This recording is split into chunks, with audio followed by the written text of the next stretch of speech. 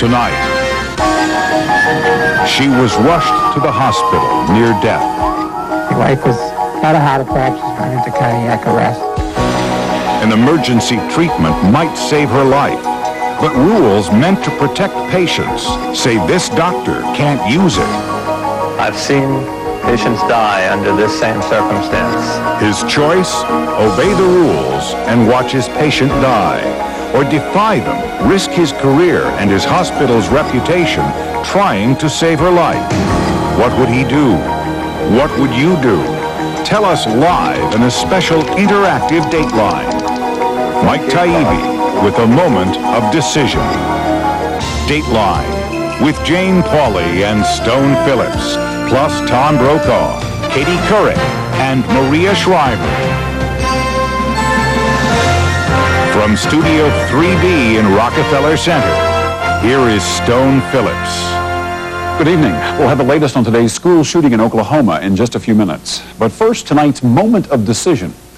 A doctor has to decide whether to risk his career to try to save a dying woman.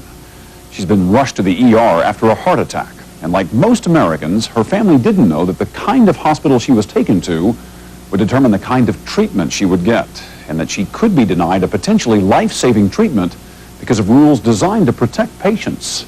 Her life was in danger, but if her doctor broke the rules, so was his career. What would he do? What would you do? In just a few minutes, you'll have a chance to tell us live online in a special interactive Dateline. Here's Mike Taibbi. I was in my office, and she said that Barbara had been rushed to the hospital. Bill Galvin hung up the phone that June morning and in minutes was racing to the nearest hospital, hoping against hope that Barbara, his wife of some 40 years, would be all right. They'd raised 2 children and moved full-time to a waterfront home in Harwich on Cape Cod, Massachusetts. Barbara was happily planning her daughter's wedding. And then, out of the blue, the phone call. And I arrived at the hospital. At that point, the doctor came almost not running, but a very fast pace up the hall. Said, Mr. Galvin, your wife has had a heart attack. She's gone into cardiac arrest. And my first response to him was, I want a flight minute to Boston now. He said, she won't make it to the helicopter pad. Somebody give me the chest tube here. I said, then you better do what you can. She was not recognizable. She was all blown up. Her head was like a giant blue beach ball. I took one look at that and I said, You lost her. Yeah, well, he said to me, you know, call your family and we're going to try to save her. And at that point, I was not giving orders to anybody. I was begging, get it fixed. 10 months later, Bill is still shaken by the remembered images from that morning. His wife looking like death. His daughter racing in from Boston, her world, like his, spinning in mute terror. And we sat in the waiting room for, it seemed like a year and a half. She was clearly having a large heart attack. Dr. Richard Zelman was the cardiologist called in that day to treat Barbara Galvin at Cape Cod Community Hospital. She did everything correctly. She sought attention immediately, and she was transferred to the hospital very rapidly, and I was called very quickly. Dr. Zelman believed that Barbara Galvin's heart attack, like most heart attacks, was the result of a blocked artery. What are the normal things that are done? Mrs. Galvin received aspirin very quickly, oxygen, nitroglycerin, but the most important thing, the therapy that has been most effective in saving lives is a form of therapy that will open the artery to supply better blood flow to the heart muscle.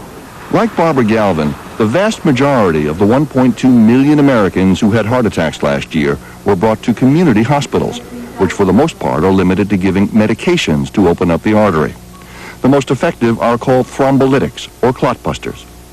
They have saved thousands of lives. They're getting better all the time, but they can cause unwanted bleeding and cannot be used on all patients. Probably only about 40 or 50% of patients are candidates for the clot buster medications. But sick as she was, Barbara Galvin was lucky in a way because Dr. Zelman had enrolled Cape Cod Hospital in a study that might allow him to offer another treatment, an angioplasty, a procedure he believes is a far superior way of opening up blocked arteries. In an angioplasty, doctors insert a thin tube, a catheter, in the groin. then thread the tube into the very artery the surgeon can see is obstructed. A small balloon on the tip of the catheter is then inflated to force open the artery. In most cases, blood flow to the heart is quickly restored.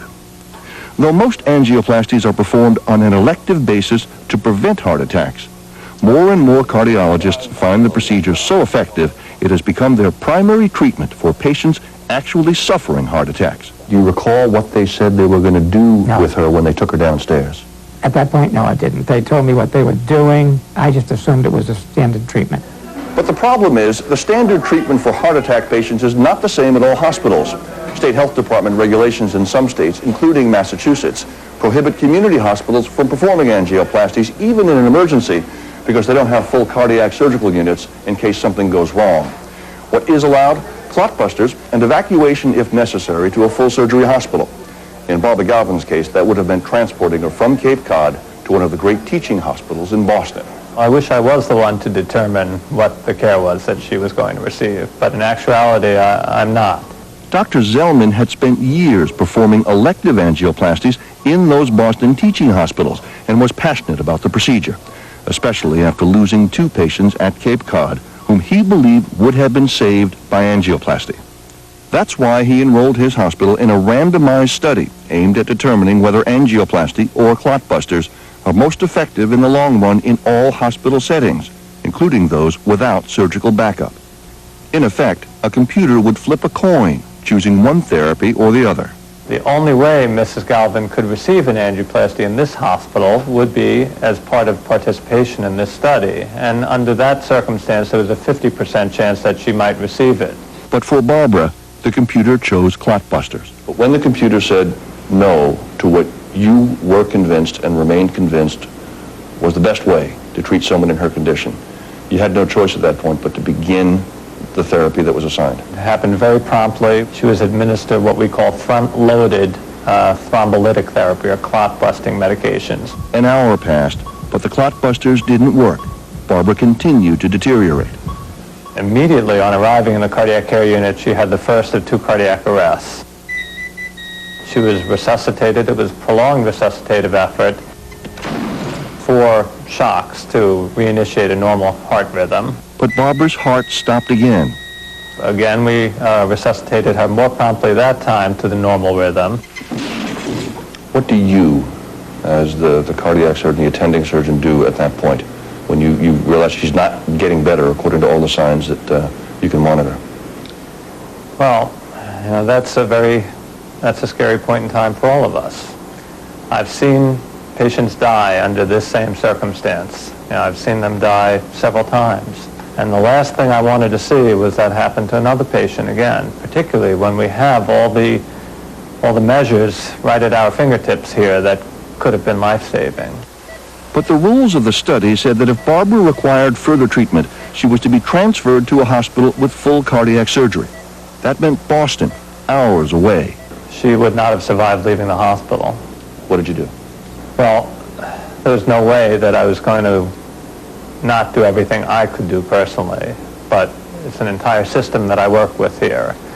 It's a very dedicated system of nurses and physicians and administrators, and I can't take risks for everybody. Okay. Dr. Zelman was absolutely certain angioplasty was the only way to save Barbara Galvin's life. But he was afraid that if he simply ignored state regulations and Barbara's outcome was bad, he could be disciplined or sued. He might also jeopardize the integrity of the study, or worse, cause his hospital to be booted from the study that at least allowed angioplasty half the time. With Barbara's time running out, Dr. Zelman placed calls to a state health department contact and to the doctor in charge of the randomized study and reached neither man. He called colleagues at Brigham and Women's Hospital in Boston, where he trained. They told him, do it. And then I decided I would call a person who I knew wouldn't be the most supportive person, because I wanted to make sure that I wouldn't be criticized for not having contacted people who felt both ways. Ultimately, her statement to me was, listen, I'm not there, you're there, you have to decide. And the clock is ticking. And the clock was ticking. Until that morning, Barbara Galvin was an active wife and mother, a Patriots football fan, a music lover, and a gardener. Now she was in a coma, her blood pressure 45/0, full cardiogenic shock, near death. Dr. Zelman was troubled to his core. Had he waited too long? Should he have performed an angioplasty despite the state regulations as soon as his instincts and experience told him it was his patient's only chance at surviving? Did the phone calls he made to minimize his risks increase Barbara's risks? And what if he went ahead now and did the angioplasty and Barbara Galvin died anyway? What would happen to his hospital? What would happen to him? What would Dr. Zelman decide? And what would you do? Would you follow the state regulations, not do the angioplasty, even though it might be Barbara Galvin's last hope? Or would you follow your conscience and break the rules, do the procedure, and risk your career? You can vote live online now on our website. The address is dateline.msnbc.com. Your decision and Dr. Zelman's when we return. From Studio 3B in New York, here is Jane Pauley. Returning to our story, Barbara Galvin was slipping away after a heart attack, and doctors knew it. State regulations called for her to be treated first with clot busters, but it hasn't worked. Now her doctor is faced with a moment of decision. Obey the rules and risk watching his patient die, or break the rules, try an angioplasty. But if anything went wrong, his career and his hospital's reputation were at risk. What should he do? A short while ago, we asked you to tell us live online what you would do, and here's how you voted. Follow the rules, don't do the angioplasty. Follow your conscience, do it. That's what you'd do. What will her doctor do? Here again, Mike Taibbi. We made a decision to offer the patient the only measure that I thought would possibly save her, which was primary angioplasty. Dr. Richard Zelman had decided to go for it. He would perform the angioplasty to open up the artery, even though by doing so he would be violating state health department regulations and overruling the therapy assigned by the randomized study. He also knew Barbara Galvin was by now in such critical condition that even with an angioplasty there might still be a terrible outcome. We took pictures of the coronary arteries, and as I would have expected, her right coronary artery was completely blocked off. No blood getting through. Zero blood. The clot-busting medication did nothing. We did what I would call a classic balloon angioplasty. We used the balloon to open the blocked area, and we restored blood flow within, moments after that. Moments, literally. Literally seconds. And within minutes after that, her blood pressure improved dramatically. Barbara Galvin's heart function had been restored, but she was still not out of the woods. The question really was, at this point, was she going to wake up? And was she going to wake up completely intact from a neurologic standpoint? So it's possible at that moment that you might have saved the heart but lost the patient, in a sense. It is possible. Barbara was transferred to Brigham and Women's Hospital in Boston, where there was backup cardiac surgery in case she had further complications. Day after day, she remained in a coma. Her husband and children stood vigil. She was alive by machines. But as far as I was concerned, she could have been dead all this time, and it was the longest death that you could possibly think you could deal with. Then, at about midday Saturday, 4 days after her heart attack, Barbara woke up. Well, now I'm in Brigham and Women's ICU, and I think the first thing I remember is asking my daughter if she'd bring in my checkbook. Doctors quickly determined that except for some nerve damage in her leg caused by the angioplasty, Barbara was pretty much intact. She'd been at death's door, almost through it to the other side. Now all the little details of her personal world came tumbling home. And I was concerned about getting my bills paid, which I suppose sounds so silly right now, but that was somehow was on my mind. That Saturday, she was back. As a matter of fact, Saturday, I said, I'm going home and do some laundry. That same afternoon, Dr. Zelman came by to visit. He said, you probably don't know who I am. And I said, I do know who you are. Yours is the last face I saw. He said, when I see you now, I cannot believe all that you went through. And he said, you look pretty good to me. And I said, well, you look good to me. Gradually, the Galvins learned all that Barbara went through, and learned, too, that Dr. Zelman had had to break the rules and overrule the computer for Barbara to even have a chance at surviving. What'd you think about that? when you heard there's some computer down there is determining what kind of treatment Barbara Galvin is going to get? I wasn't too happy to hear that. That is as scary as the heart attack. Dr. Zelman was relieved at Barbara's recovery, but he was also frustrated to the point of anger that he'd had to put his career and his hospital at risk in order to give a dying patient a life-saving procedure when it was just about too late. And if it had been too late, your oath is to do no harm. And when you say to people, we're doing everything we can, when you know that there's something else you can do, what did it make you feel like as a person?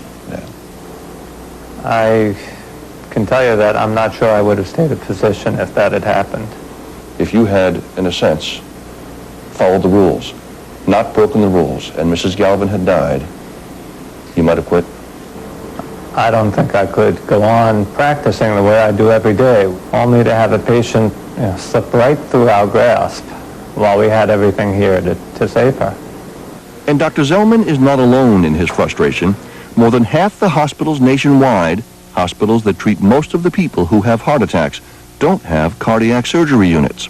But more than 800 of those hospitals do have cath labs and could offer emergency angioplasty, but don't. Those hospitals are either discouraged by the American College of Cardiology guidelines on angioplasty or are prohibited outright by state law from offering the procedure. But Dr. Zelman says there's a quiet revolution going on by cardiologists like himself who are so convinced that angioplasty is the superior therapy that they're helping their hospitals find ways to offer it quickly and safely. In fact, in one informal survey of some 1,500 emergency angioplasties in community hospitals, there are only 2 cases in which the procedure itself led to complications that required further surgery, and both those patients survived. And in that survey, many of the patients had gone into cardiogenic shock, just like Barbara Galvin. We should never have allowed Mrs. Galvin to get that sick. We should have taken Mrs. Galvin from the emergency room to the catheterization laboratory, and 20 minutes after that, she would have had an open artery. She would have been feeling very well, very grateful, and home in 48 hours. That's what we should have done.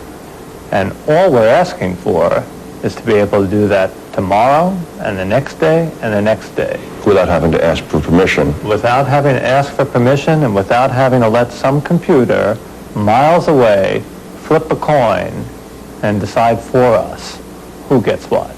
This patient could have easily died in that cath lab, and we would have had the exact opposite conversation, that the strategy is unproven and that it shouldn't have been done in that hospital.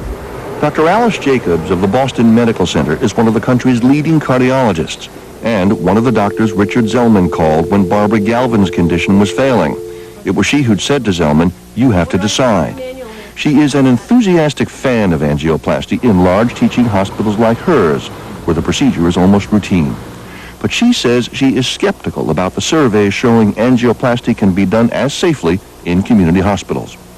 They're just collections of anecdotes, she says, of those surveys, not randomized, peer-reviewed scientific studies. This is not a belief. This is not about religion. This is about science, and we don't have the evidence to change public policy. How do we ethically deny that procedure to people in the setting of a smaller hospital, a community hospital, where we can do that procedure? You need to take a look at the evidence. I think one gets in trouble when the passion for the procedure jumps ahead of evidence-based medicine, and I think that's what happens a little bit with this procedure. Dr. Jacobs asks, what happens in a community hospital if a key artery is punctured? Will the staff know what to do when a patient has a new blockage or another heart attack hours or days after the angioplasty? It's no accident, Dr. Jacobs says, that the American College of Cardiology suggests angioplasty be restricted to hospitals performing at least 200 yearly, a number far higher than any community hospital could reach, but a number supported by several studies. There's a definite relationship that the higher the volume of procedures performed at the hospital and the higher the volume of procedures performed by an individual operator, the lower the complication rate, the better the outcome for patients. This is a technical skill. The more you do, the better you are. We asked the American Heart Association and the American College of Cardiology for examples, even anecdotes, of botched angioplasties at low-volume hospitals. We were told by both groups that they don't maintain such records. Dr. Jacobs couldn't give us any examples either, and even said she believes in time it will be proven that angioplasty is the best therapy for heart attack patients in all settings, given a qualified team of operators. but she is adamant that that time has not arrived yet. This is millions of patients and billions of dollars. And it's a very important public health question, and we need evidence upon which to change policy. More study. More study. More time. More time. Now, Alice Jacobs says, wait a second, step back a little bit and not open it up any further until we know more. Hers is a real go-slow approach about this. I don't think Mrs. Galvin would have been very happy if we went slow. And the next Mrs. Galvin that presents to our doors, she will not be very happy. You don't have a full cardiac surgery here. What happens when you have a bad result? You have to compare it to the flip side. The flip side is that these people are critically ill. Without an intervention, they are going to have a problem. And Dr. Zelman suspects there's another factor influencing the medical establishment: money. Each elective angioplasty performed costs at least $10,000, and it's a procedure now dominated by the big teaching hospitals, which do thousands a year.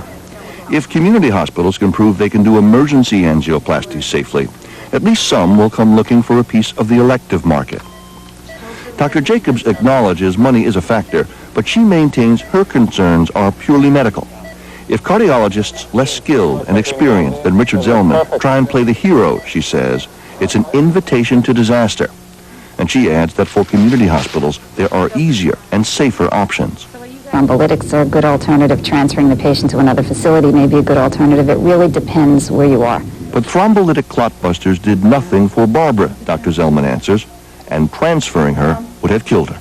It can't be overstated. And the treatment, the therapy, the ability to treat these patients has to be here. It can't be 2.5, 3 hours away. Dr. Jacobs holds her ground. And if you're the husband of the 61-year-old woman on Cape Cod, would you still suggest that because we don't know enough, she ought to be triaged, treated with thrombolytics, and then transferred to Boston? I would. You would? I would. And you would say that to this woman now who managed to survive, and to her husband? I think that she's lucky that she managed to survive, and I'm happy for her, but it's unusual that she survived. In the end, Dr. Zelman and his hospital faced no sanctions for sidestepping both state regulations and the randomized study in Barbara Galvin's case. But he wants assurances for the future. I feel that we've proven what we can do here and what can be done elsewhere if people make the appropriate commitment to it.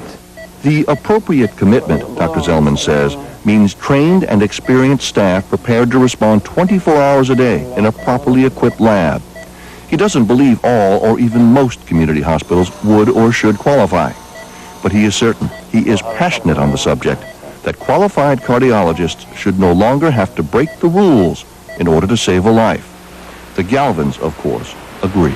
I had no idea that there were such regulations, that doctors weren't allowed to do what they felt was the right thing for the patient. His job is to save lives, period. And if he has the ability and the facility to save lives, then let him do it. The Massachusetts Department of Public Health has since ruled that emergency angioplasty can be performed at Cape Cod Hospital because of Dr. Zelman's success with the procedure. But in hundreds of hospitals nationwide, emergency angioplasty is still prohibited.